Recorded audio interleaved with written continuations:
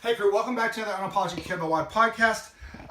Back in the root cellar, and I'm going to talk about my 18.1 Redux. I have a dumbbell, and I've actually been using the dumbbell a bit more this winter because it allows me to snatch inside the root cellar. You can see I'm not a real tall guy, I'm like 5'9", so this ceiling can't be more than maybe 6'6", and I can't snatch a kettlebell in here. But I've been really liking 18.0, so we probably will do a video on that.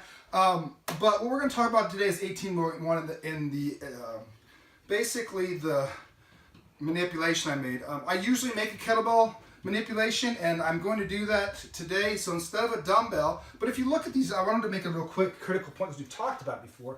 If you look where this dumbbell is really going to increase range of motion. I know people do some things where they kind of tip and drop them and stuff like that. But in this instance, the dumbbell probably makes it a little bit harder effort-wise, but technically the kettlebell's a tougher lift. And I use the kettlebell because your catch point is a much more distinctive catch point, and it requires a lot more grace and timing, for lack of a better reason, unless you're just kind of flinging it up into this position. 18.1 is an AMRAP, so as many rounds as possible. It's toes to bar for 8, dumbbell or kettlebell, hang clean and jerk for 10. I did alternating. I didn't really read through the stuff, but 10 reps is 10 reps is 10 reps. I mean, your arm's going to get tired no matter what. And then I did the rower. So I have Concept 2 rower. I just brought this into the fold this year for the 14K count. I'm going to talk about that because I got an email from one of the subscribers the other day asking what mod I might weigh. So we'll talk about that. So again, just the kettlebell side of it.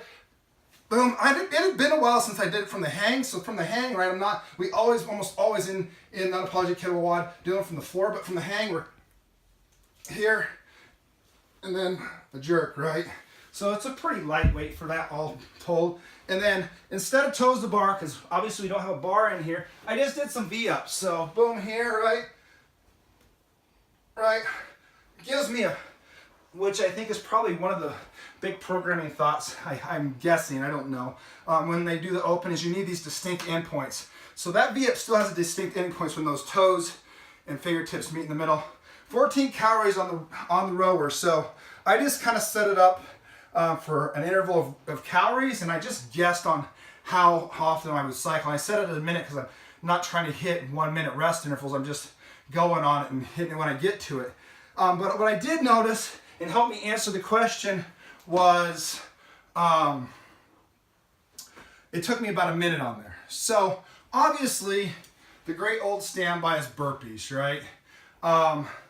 So I would probably set an internal timer, so an intra WOD timer of 1 minute every time I hit the burpees. And I would try to hit those burpees, I think probably depending on your fitness level, somewhere between 7 and 12 reps of burpees in 1 minute time.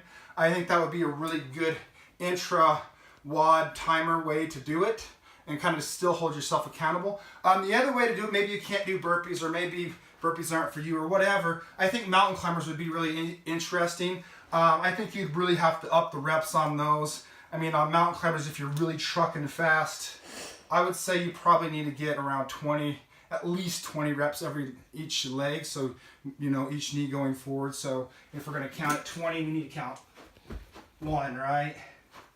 2. So both knees have touched.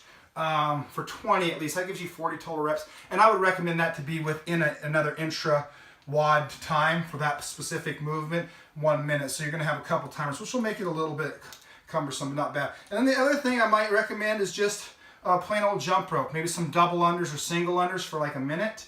I think you could probably mess with your repetition count for double unders, but single unders, just a minute, boom, hit those, move on to the next drill. I did pretty poorly at it, I'm not gonna lie. I think I could be better. I think I was kind of pacing myself too much on the rower and wasn't getting after it. And to be quite honest, I never do dumbbell or kettlebell cleans from the hang, so they were a little bit cumbersome, to be quite honest, and my elbows were being a little bothersome. But other than that, that's my suggestion on it. Want to do a quick demonstration of maybe center of gravity with the 2 loads, and in this instance, the output component with the dumbbell is probably going to be higher, but the technical component with the kettlebell is going to be higher, which is probably most of the time true, but even more so now.